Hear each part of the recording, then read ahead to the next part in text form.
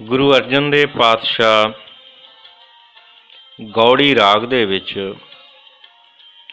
ਸੰਤਾਂ ਦੀ ਮਹਿਮਾ ਦਾ ਵਰਣਨ ਕਰ ਰਹੇ ਨੇ ਕਿ ਸੰਤਾਂ ਦੀ ਮਹਿਮਾ ਕੀ ਹੁੰਦੀ ਹੈ। ਸੁਖਮਨੀ ਸਾਹਿਬ ਦੇ ਵਿੱਚ ਵੀ ਗੁਰੂ ਅਰਜਨ ਦੇਵ ਪਾਤਸ਼ਾਹ ਨੇ ਬੇਅੰਤ ਸੰਤਾਂ ਦੇ ਗੁਣ ਗਾਏ ਨੇ, ਸੰਤਾਂ ਦੀ ਸਿਫਤ ਕੀਤੀ ਹੈ। ਸੋ ਗੌੜੀ ਰਾਗ ਵਿੱਚ ਗੁਰੂ ਅਰਜਨ ਦੇਵ ਪਾਤਸ਼ਾਹ ਫਰਮਾ ਰਹੇ ਨੇ, ਗੌੜੀ ਮਹੱਲਾ ਪੰਜਵਾਂ। ਸੰਤ ਕੀ ਧੂਰ ਮਿਟੇ ਅਗ ਕੋਟ, ਕਿ ਸੰਤਾਂ ਦੇ ਜਿਹੜੇ ਚਰਨਾਂ ਦੀ ਧੂੜ ਹੈ ਉਹਦੇ ਵਿੱਚ ਕਿੰਨੇ ਕੁ ਗੁਣ ਹੁੰਦੇ ਆ। ਜਿਹੜੇ ਨਾਮ ਰਸੀਏ ਭਗਵਾਨ ਦੇ ਪਿਆਰੇ ਅੱਠੇ ਪਹਿਰ ਸਿਮਰਨ ਕਰਦੇ ਰਹਿੰਦੇ ਆ, ਉਹਨਾਂ ਦੇ ਪੈਰ ਨਹੀਂ ਰਹਿੰਦੇ। ਉਹਨਾਂ ਦੇ ਪੈਰਾਂ ਨੂੰ ਸਤਿਕਾਰ ਵਜੋਂ ਚਰਨ ਕਿਹਾ ਜਾਂਦਾ। ਜਿਹੜੀ ਉਹਨਾਂ ਮਹਾਂਪੁਰਸ਼ਾਂ ਦੇ ਚਰਨਾਂ ਨੂੰ ਮਿੱਟੀ ਦੇ ਕਣ ਲੱਗ ਜਾਂਦੇ ਆ, ਉਹਨਾਂ ਨੂੰ ਚਰਨ ਰਜ ਕਿਹਾ ਜਾਂਦਾ। ਸੰਤਾਂ ਦੇ ਚਰਨਾਂ ਦੀ ਧੂੜੀ ਜੇ ਕਿਸੇ ਜੀਵ ਦੇ ਲੱਗ ਜਾਂਦੀ ਆ, ਸਾਧੂਆਂ ਦੇ ਨਾਮ ਰਸੀਆਂ ਦੇ ਪੈਰਾਂ ਨੂੰ ਹੱਥ ਲਾ ਕੇ ਉਹ ਜਿਹੜੀ ਚਰਨ ਰਜ ਚਰਨਾਂ ਨੂੰ ਧੂੜ ਲੱਗੀ ਹੋਈ ਆ, ਕੋਈ ਚੰਗੀ ਸਿੱਖਿਆ ਵਾਲਾ ਜੀਵ ਉਹ ਮਹਾਂਪੁਰਸ਼ਾਂ ਦੇ ਚਰਨਾਂ ਨੂੰ ਹੱਥ ਲਾ ਕੇ ਆਪਣੇ ਮਸਤਕ ਤੇ ਲਾ ਲੈਂਦਾ। ਗੁਰੂ ਅਰਜਨ ਦੇਵ ਪਾਤਸ਼ਾਹ ਕਹਿੰਦੇ ਨੇ, ਸੰਤ ਕੀ ਧੂਰ ਮਿਟੇ ਅਗ ਕੋਟ। ਅਗ ਕਹਿੰਦੇ ਪਾਪਾਂ ਨੂੰ, ਕੋਟ ਕਹਿੰਦੇ ਕਰੋੜਾਂ ਨੂੰ। ਉਸਦੇ ਕਰੋੜਾਂ ਹੀ ਕੀਤੇ ਹੋਏ ਪਾਪ ਇੱਕ ਛਿਨ ਵਿੱਚ ਨਸ਼ਟ ਹੋ ਜਾਂਦੇ ਆ, ਮਗਰ ਜੇ ਸਾਧੂਆਂ ਦੇ ਚਰਨਾਂ ਦੀ ਧੂੜੀ ਉਹਦੇ ਮਸਤਕ ਨੂੰ ਲੱਗ ਗਈ, ਜਨਮਾਂ ਜਨਮੰਤਰਾਂ ਦੇ ਪਾਪਾਂ ਨੂੰ ਸੁਆਹ ਕਰਨੇ ਦੀ ਸ਼ਕਤੀ ਸੰਤਾਂ ਦੇ ਚਰਨਾਂ ਦੀ ਧੂੜ ਵਿੱਚ ਹੁੰਦੀ ਆ। ਅੱਗੇ ਕੀ ਕਹਿੰਦੇ ਨੇ, ਜਿਹੜੇ ਜੀਵ ਸੰਤਾਂ ਦੀ ਸ਼ਰਨ ਵਿੱਚ ਚਲੇ ਗਏ, ਸੰਤਾਂ ਨੇ ਦਇਆਲ ਹੋ ਕੇ ਮਿਹਰ ਦੇ ਘਰੇ ਆ ਕੇ ਇੱਕ ਸ਼ਬਦ ਦਾ ਆਰਾਧਨ ਦੱਸ ਦਿੱਤਾ ਗੁਰੂ ਗ੍ਰੰਥ ਸਾਹਿਬ ਜੀ ਦੇ ਵਿੱਚੋਂ, ਕਿ ਇਸ ਸ਼ਬਦ ਦਾ ਆਰਾਧਨ ਤੂੰ ਕਰਨਾ ਆ। ਉਹ ਪ੍ਰਸ਼ਾਦ ਦੇ ਦਿੱਤਾ। ਗੁਰਮੁਖੋ ਨਾ ਪ੍ਰਸ਼ਾਦੇ ਫੁੱਲੀਆਂ ਦਾ, ਨਾ ਇਹ ਪ੍ਰਸ਼ਾਦ ਪਤਾਸਿਆਂ ਦਾ, ਨਾ ਕੜਾ ਪ੍ਰਸ਼ਾਦ ਦੀ ਦੇਗ ਹੈ। ਇਹ ਪ੍ਰਸ਼ਾਦ ਹੈ, ਜਿਸ ਪ੍ਰਸ਼ਾਦ ਨੂੰ ਪਾ ਕੇ ਇਹ ਜੀਵ ਧੰਨ ਹੋ ਜਾਂਦਾ, ਜਿਹਨੂੰ ਨਾਮ ਦੀ ਦਾਤ ਕਿਹਾ ਜਾਂਦਾ, ਜਿਹਦੀ ਸਿਫਤ ਗੁਰੂ ਅਰਜਨ ਦੇਵ ਪਾਤਸ਼ਾਹ ਨੇ ਗੁਰਬਾਣੀ ਵਿੱਚ ਕੀਤੀ ਕਿ ਜਿਹੜਾ ਨਾਮ ਜਪਦਾ ਸਿਮਰਨ ਕਰਦਾ ਉਹ ਸਭ ਤੇ ਉੱਚਾ ਕਰਮ ਕਰਦਾ। ਇਸ ਇਨਸਾਨ ਦੀ ਜੂਨ ਵਿੱਚ ਆ ਕੇ ਉਹਨੇ ਜੇ ਕੋਈ ਸਭ ਤੇ ਉੱਚਾ ਕਰਮ ਕੀਤਾ ਤਾਂ ਉੱਚੇ ਕਰਮ ਦੀ ਗੱਲ ਸਿਰਫ ਨਾਮ ਦੀ ਹੁੰਦੀ ਹੈ। ਉਹ ਪ੍ਰਸ਼ਾਦ ਸੰਤਾਂ ਨੇ ਉਸ ਗੁਰੂ ਦੇ ਪਿਆਰੇ ਨੂੰ ਉਹਦੀ ਲਗਨ ਦੇਖ ਕੇ ਬਖਸ਼ ਦਿੱਤਾ। ਫਿਰ ਉਸ ਪ੍ਰਸ਼ਾਦ ਨੂੰ ਲੈ ਕੇ, ਉਸ ਨਾਮ ਨੂੰ ਲੈ ਕੇ, ਉਸ ਸਿਮਰਨ ਦਾ ਆਰਾਧਨ ਕਰਨੇ ਵਿੱਚ ਉਹ ਜੁਟ ਗਿਆ ਤਾਂ ਉਹਨੂੰ ਕੀ ਪ੍ਰਾਪਤ ਹੋਇਆ? ਸੰਤ ਪ੍ਰਸਾਦ, ਸੰਤਾਂ ਨੇ ਉਹ ਪ੍ਰਸ਼ਾਦ ਦਿੱਤਾ। ਨਾਮ ਜਪਣ ਦਾ ਢੰਗ ਦੱਸਿਆ, ਰਸਤਾ ਦੱਸਿਆ, ਸ਼ਬਦ ਦੱਸਿਆ। ਉਸ ਸ਼ਬਦ ਦੀ ਕਮਾਈ ਦੇ ਨਾਲ ਜਨਮ ਮਰਨ ਤੇ ਛੋਟ, ਜਦ ਉਹਦੀ ਕਮਾਈ ਕੀਤੀ ਸ਼ਬਦ ਦੀ, ਉਹਦਾ ਆਰਾਧਨ ਕੀਤਾ, ਉਹਦੇ ਸਿਮਰਨ ਵਿੱਚ ਜੁਟ ਗਿਆ ਤਾਂ ਜਨਮ ਮਰਨ ਦੇ ਚੱਕਰ ਤੋਂ ਰਹਿਤ ਹੋ ਗਿਆ।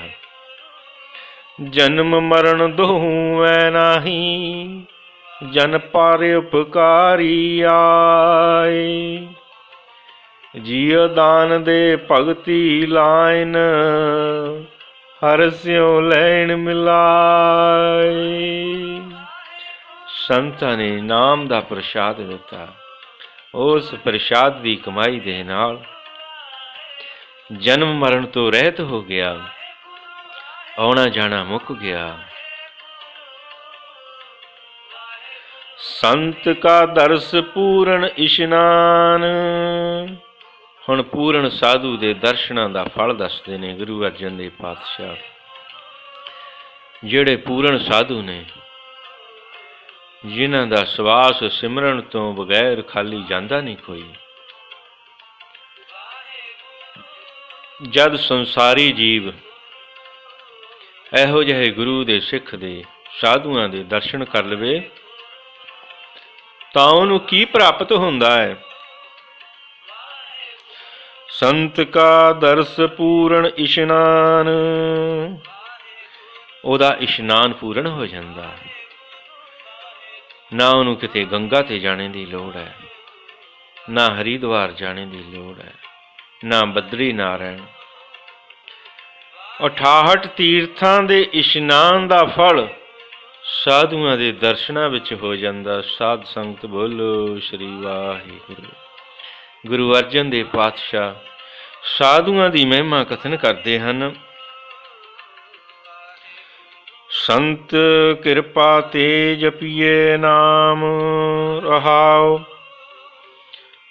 संसार दे विच सही ढंग दे नाल नाम जपिया जांदा। गुरु दी किरपा नाल, संतां दी किरपा नाल, पूर्ण गुरु दे सिखां दी किरपा नाल एवें नहीं जपिया जांदा। जिहदे उत्ते पूर्ण किरपा हो जांदी आ महापुरुषां दी, उही नाम जपदे आ। नहीं तो संसार दे विच साडा आउणा जाना बनिया रहिंदा, खत्म नहीं हुंदा। फिर जे किसी नूं हंकार तंग करे, काम क्रोध तंग करे, तां ओह की करे? इन्हां नूं काबू करन वास्ते जां इन्हां नूं मारन वास्ते की उपराला आ? तां बाबा जी कहंदे ने, संत कै संग मिटिया अहंकार। जे किसी नूं हंकार तंग करदा, हंकार पंजां दे विचों बड़ा बली आ। बाकी दे चार काम क्रोध लोभ ते मोह हंकार नूं अपना मोरी मनदे ने, सरगना मनदे ने कि ये साडा बड़ा भाई आ। जिथे हंकार जाके खड़ा हो जाता, उत्थे चारे ये अपने आप आके खड़े हो जाते ने नाल। मगर जे काबू करना है तो उन्होंने एक नूं ही कर लो, चार अपने आप ही काबू हो जाने आ। तो गुरु अर्जन देव पातशाह कह रहे ने, संत कै संग मिटिया अहंकार। जे हंकार नूं किसी ने मिटाया है ਤਾਂ ਉਹ ਸੰਤਾਂ ਦੀ ਸ਼ਰਨ ਵਿੱਚ ਜਾ ਕੇ ਮਿਟਿਆ, ਐਵੇਂ ਨਹੀਂ ਕਿਸੇ ਦਾ ਮਿਟਿਆ ਹੰਕਾਰ। ਕਾਮ ਕ੍ਰੋਧ ਨਗਰ ਬਹੁ ਭਰਿਆ, ਮਿਲ ਸਾਧੂ ਖੰਡਲ ਖੰਡਾਹੇ। ਕਾਮ ਤੇ ਕ੍ਰੋਧ ਇਹ ਵੀ ਜਿਹਨੂੰ ਤੰਗ ਕਰਦੇ ਆ, ਬਾਬਾ ਜੀ ਕਹਿੰਦੇ ਆ ਸੰਤਾਂ ਦੀ ਸ਼ਰਨ ਵਿੱਚ ਚਲੇ ਗਏ, ਸਾਧੂਆਂ ਨਾਲ ਮਿਲ ਗਏ, ਉਹਨਾਂ ਨੇ ਇਹਨਾਂ ਨੂੰ ਖੰਡ ਖੰਡ ਕਰ ਦਿੱਤਾ, ਖਿਲਾਰ ਦਿੱਤਾ। इन्हां दा प्रभाव उस गुरु दे सिख ते नहीं पैंदा जिहड़ा साधुआं दी शरण विच जाके नाम जपदा।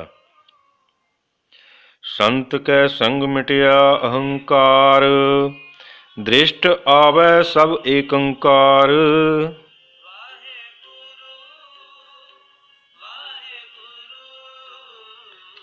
दृष्ट आवै सब एकंकार। फिर ਜਦੋਂ ਸਾਧੂਆਂ ਦੀ ਪੂਰਨ ਕਿਰਪਾ ਹੋ ਗਈ, ਹੰਕਾਰ ਦਾ ਨਾਸ਼ ਹੋ ਗਿਆ, ਤਾਂ ਫਿਰ ਇਹਦੀ ਦ੍ਰਿਸ਼ਟੀ ਕਿਸ ਤਰ੍ਹਾਂ ਦੀ ਹੋ ਗਈ? ਚਾਰੇ ਪਾਸੇ ਇਹਨੂੰ ਉਸ ਪਰਿਪੂਰਨ ਪਰਮਾਤਮਾ ਦੇ ਦਰਸ਼ਨ ਹੋਣ ਲੱਗ ਪਏ। ਕਣ ਕਣ ਦੇ ਵਿੱਚ ਉਸ ਕਰਤਾਰ ਦਾ ਵਾਸਾ ਇਹਨੂੰ ਨਜ਼ਰ ਆਉਣ ਲੱਗ ਗਿਆ। ਇਹਨੂੰ ਇੰਝ ਜਾਪਦਾ ਕਿ ਉਸ ਵਾਹਿਗੁਰੂ ਤੇ ਬਗੈਰ ਜਗ੍ਹਾ ਕੋਈ ਖਾਲੀ ਹੈ ਨਹੀਂ। ਉਹ ਸਰਬ ਵਿਆਪੀ ਪਰਮਾਤਮਾ ਸਰਬ ਜਗ੍ਹਾ ਨਜ਼ਰ ਆਉਣ ਲੱਗ ਗਿਆ। ਮਗਰ ਆਇਆ ਕਦੋਂ? ਜਦੋਂ ਸਾਧੂਆਂ ਦੀ ਕਿਰਪਾ ਹੋ ਗਈ, ਜਦੋਂ ਮਹਾਂਪੁਰਸ਼ਾਂ ਦੀ ਕਿਰਪਾ ਹੋ ਗਈ। ਸੰਤ ਸੋ ਪ੍ਰਸੰਨ ਆਏ ਬਸ ਪੰਚਾ। ਆਹਾ ਹਾ ਹਾ। ਕਾਮ ਕ੍ਰੋਧ ਲੋਭ ਮੋਹ ਹੰਕਾਰ ਜੇ ਕਿਸੇ ਦੇ ਬਸ ਵਿੱਚ ਹੋਏ ਆ ਤਾਂ ਉਹ ਕੇਵਲ ਉਸੇ ਦੇ ਬਸ ਵਿੱਚ ਹੋਏ ਆ ਜਿਹਦੇ ਉੱਤੇ ਸੰਤ ਪ੍ਰਸੰਨ ਹੋ ਗਏ, ਸੰਤ ਖੁਸ਼ ਹੋ ਗਏ। ਸੰਤ ਸੋ ਪ੍ਰਸੰਨ ਆਏ ਬਸ ਪੰਚਾ, ਜਿਹਦੇ ਉੱਤੇ ਸੰਤ ਰੀਝ ਗਏ, ਸੰਤਾਂ ਨੇ ਕਿਰਪਾ ਕਰ ਦਿੱਤੀ। ਇਹਨਾਂ ਪੰਜਾਂ ਨੇ ਉਸ ਪ੍ਰਭੂ ਦੇ ਪਿਆਰੇ ਨੂੰ ਤੰਗ ਕਰਨਾ ਛੱਡ ਦਿੱਤਾ। ਸੰਤ ਦਿਆਲ ਹੋ ਜਾਂਦੇ ਆ ਤਾਂ ਕਰੋੜਾਂ ਪਾਪਾਂ ਨੂੰ ਸੁਆਹ ਕਰਨੇ ਦੀ ਉਹ ਜੁਗਤੀ ਦੱਸ ਦਿੰਦੇ ਆ। ਗੁਰਮੁਖਾ ਇਸ ਢੰਗ ਦੇ ਨਾਲ ਸਿਮਰਨ ਕਰ, ਸੇਵਾ ਕਰ, ਤੇਰਾ ਇੱਕ ਵਾਰੀ ਵਾਹਿਗੁਰੂ ਕਹੇ ਦਾ ਫਲ ਤੈਨੂੰ 1000 ਵਾਰੀ ਵਾਹਿਗੁਰੂ ਕਹਿਣ ਦੇ ਫਲ ਦੇ ਬਰਾਬਰ ਮਿਲ ਜਾਏਗਾ। ਮਗਰ ਇਹ ਜੁਗਤੀ ਸਾਧੂਆਂ ਕੋਲੋਂ ਪ੍ਰਾਪਤ ਹੁੰਦੀ ਆ। ਸੰਤ ਸੋ ਪ੍ਰਸੰਨ ਆਏ ਬਸ ਪੰਚਾ, ਜਿਹਦੇ ਉੱਤੇ ਸੰਤ ਰੀਝ ਗਏ, ਕਾਮ ਕ੍ਰੋਧ ਲੋਭ ਮੋਹ ਹੰਕਾਰ ਉਹਦੇ ਅਧੀਨ ਹੋ ਗਏ। ਹੱਥ ਜੋੜ ਕੇ ਬੇਨਤੀ ਕਰਦੇ ਆ, ਅਸੀਂ ਬਾਬਾ ਜੀ ਤੁਹਾਨੂੰ ਤੰਗ ਨਹੀਂ ਕਰਾਂਗੇ। ਅੰਮ੍ਰਿਤ ਨਾਮ ਹਿਰਦੇ ਲੈ ਸੰਚਾ। ਫਿਰ ਜਦੋਂ ਪੰਜੇ ਵਸ ਹੋ ਗਏ, ਪੰਜੇ ਅਧੀਨ ਹੋ ਗਏ, ਪੰਜਾਂ ਨੇ ਤੰਗ ਕਰਨਾ ਛੱਡ ਦਿੱਤਾ, ਤਾਂ ਫਿਰ ਉਸ ਗੁਰਮੁਖ ਪਿਆਰੇ ਨੇ ਨਾਮ ਜਪਿਆ। ਨਾਮ ਜਪ ਜਪ ਕੇ ਆਪਣੇ ਹਿਰਦੇ ਨੂੰ ਅੰਮ੍ਰਿਤ ਰੂਪੀ ਜਲ ਦੇ ਨਾਲ ਭਰ ਲਿਆ, ਸਿੰਜ ਲਿਆ, ਇਕੱਠਾ ਕਰ ਲਿਆ। ਨਾਮ ਅੰਮ੍ਰਿਤ ਦੀ ਦਾਤ ਹੈ। ਨਾਮ ਦਾ ਅਰਥ ਹੈ ਜਿਸ ਦਾ ਨਾਮ ਲੈਣੇ ਨਾਲ ਨਾ ਆਮ ਅਸੀਂ ਦੁਬਾਰਾ ਧਰਤੀ 'ਤੇ ਜਨਮ ਨਹੀਂ ਲੈਣਾ। ਇਹ ਨਾਮ ਦੀ ਪਰਿਭਾਸ਼ਾ ਹੈ ਗੁਰੂ ਪਿਆਰਿਓ। ਜਦੋਂ ਅਸੀਂ ਸਿਮਰਨ ਕਰਦੇ ਹਾਂ, ਨਾਮ ਜਪਦੇ ਹਾਂ, ਤਾਂ ਫਿਰ ਆਉਣੇ ਜਾਣੇ ਦੇ ਚੱਕਰਾਂ ਤੋਂ ਰਹਿਤ ਹੋ ਜਾਂਦੇ ਹਾਂ। ਕਹੁ ਨਾਨਕ ਜਾਂ ਕਾ ਪੂਰਾ ਕਰਮ। ਗੁਰੂ ਅਰਜਨ ਦੇਵ ਪਾਤਸ਼ਾਹ ਕਹਿ ਰਹੇ ਨੇ, ਉਹੀ ਜੀਵ ਧਨਤਾ ਦੇ ਯੋਗ ਹੈ, ਉਹੀ ਜੀਵ ਕਹਿ ਸਕਦਾ ਮੈਂ ਧਰਤੀ 'ਤੇ ਆ ਕੇ ਆਪਣੇ ਸਾਰੇ ਕਾਰਜ ਕਰ ਲਏ ਨੇ। ਕਿਸ ਨੇ? ਤਿਸ ਭੇਟੇ ਸਾਧੂ ਕੇ ਚਰਨ। ਜਿਸ ਜੀਵ ਨੇ ਸਾਧੂਆਂ ਦੀ ਸੇਵਾ ਕੀਤੀ, ਸਾਧੂਆਂ ਦੇ ਚਰਨ ਪਰਸੇ, ਸਾਧੂਆਂ ਦੀ ਸੇਵਾ ਕਰਕੇ ਉਹਨਾਂ ਦੇ ਹੁਕਮ ਅਨੁਸਾਰ ਸ਼ਬਦ ਦੀ ਕਮਾਈ ਕੀਤੀ, ਨਾਮ ਨੂੰ ਧਿਆਇਆ, ਪਾਠ ਪੂਜਾ ਕੀਤੀ, ਦੁਖੀਆਂ ਦੇ ਦੁੱਖ ਨੂੰ ਵੰਡਾਇਆ, ਉਸੇ ਜੀਵ ਦਾ ਆਉਣਾ ਇਸ ਸੰਸਾਰ 'ਤੇ ਸਫਲ ਹੈ। ਸੰਤਾਂ ਦੀ ਮਹਿਮਾ ਬੜੀ ਬੇਅੰਤ ਹੈ। ਸਾਧੂਆਂ ਦੀ ਸ਼ਰਨ ਵਿੱਚ ਜੋ ਚਲੇ ਜਾਂਦੇ ਆ, ਉਹਨਾਂ ਦਾ ਆਉਣਾ ਜਾਣਾ ਖਤਮ ਹੋ ਜਾਂਦਾ। ਮਗਰ ਸਾਧੂ ਪੂਰਨ ਹੋਣ, ਬ੍ਰਹਮ ਗਿਆਨੀ ਹੋਣ, ਨਾਮ ਰਸੀਏ ਹੋਣ, ਪਖੰਡੀ ਨਾ ਹੋਣ। ਅੱਜ ਸੰਸਾਰ ਦੇ ਵਿੱਚ ਪਖੰਡਵਾਦ ਦਾ ਬੜਾ ਵਾਧਾ ਆ। ਪੂਰਨ ਸਾਧੂ ਕੋਈ ਵਿਰਲਾ ਹੀ ਆ। ਮਗਰ ਉਹ ਸਾਧੂ ਪੂਰਨ ਜਿਹੜਾ ਹੁੰਦਾ, ਉਹਦੀ ਆਤਮਾ ਪਰਮਾਤਮਾ ਦੇ ਨਾਲ ਮਿਲ ਚੁੱਕੀ ਹੁੰਦੀ ਆ।